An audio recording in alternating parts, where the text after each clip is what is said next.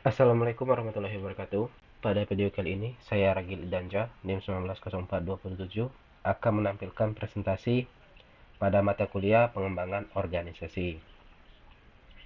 Topik yang akan kita bahas pada video kali ini yaitu model atau teknik intervensi dalam pengembangan organisasi.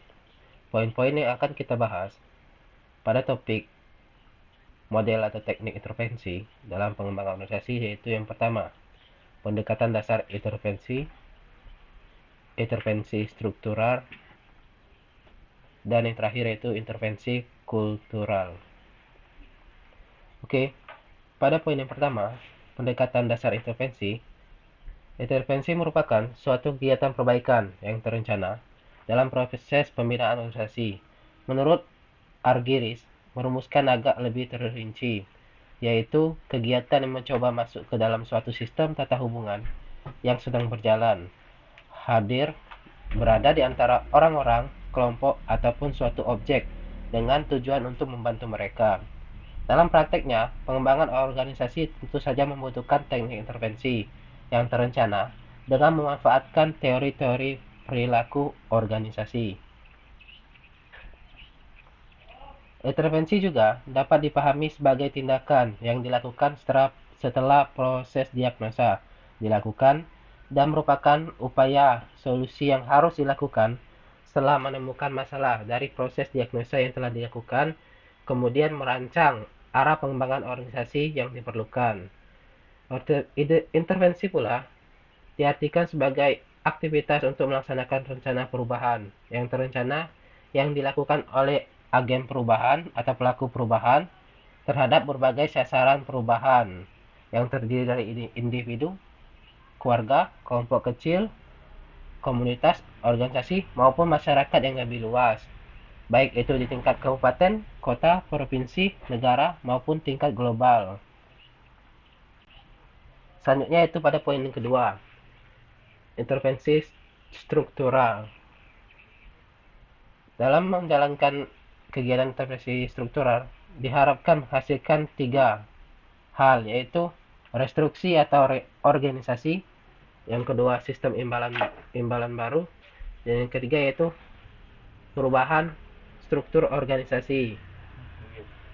Selanjutnya yaitu poin yang ketiga, intervensi kultural.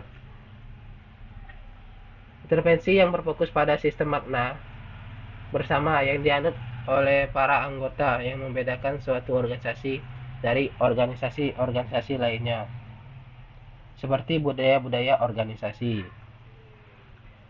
Intervensi dalam pengembangan organisasi dari tatanan prakteknya dapat dibagi menjadi dua bentuk, yaitu secara langsung dan tidak langsung.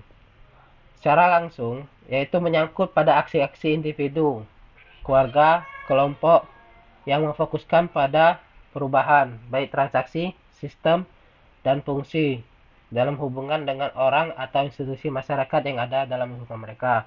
Kemudian yang secara tidak langsung yaitu menyangkut aksi yang dilakukan dengan orang lain atau klien supaya menolong kliennya yang lain. Kemudian terdapat tahapan-tahapan juga intervensi menurut Adi, yaitu yang pertama fase persiapan atau tahapan persiapan. Dalam hal ini terdiri dari persiapan dalam pendataan, administrasi, serta kontak dengan klien. Yang kedua yaitu fase pengembangan kontak dengan klien. Dalam hal ini dinilai adalah kekuatan dan kelemahan klien, fungsi dari klien, motivasi klien dalam memecahkan masalah, serta faktor-faktor dari lingkungannya. Kemudian fase pengumpulan data, selanjutnya fase yang keempat yaitu perencanaan dan analisis, yaitu dengan melakukan perencanaan apa yang akan dilakukan dan menganalisis permasalahan yang akan dihadapi.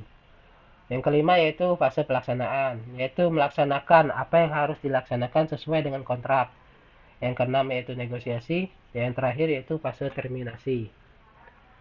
Oke, selanjutnya, intervensi dinilai efektif apabila memenuhi tiga kriteria utama.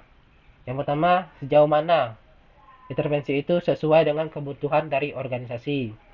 Kemudian, gelar yang didasarkan pada pengetahuan kausal hasil yang diinginkan. Yang ketiga itu sejauh mana Mentransfer kompetensi manajemen perubahan kepada anggota-anggota yang berada di organisasi. Berdasarkan pemaparan, pada poin-poin yang telah terdapat dari model atau teknik intervensi pengembangan organisasi, kesimpulan yang dapat saya sampaikan yaitu, intervensi pengembangan organisasi adalah serangkaian kegiatan secara terstruktur yang terdapat pada setiap organisasi dalam melaksanakan tugas secara langsung maupun tidak langsung, yang dihubungkan dengan perbaikan organisasi. Intervensi sebagai cara yang patut digunakan dalam merencanakan perbaikan berdasarkan pada masalah yang ditemukan dalam proses diagnosis dan pemberian umpan balik. Intervensi berarti adalah keikutsertaan klien dan konsultan secara bersama-sama dalam upaya merencanakan proses perbaikan atas masalah yang dijumpai dalam proses diagnosis.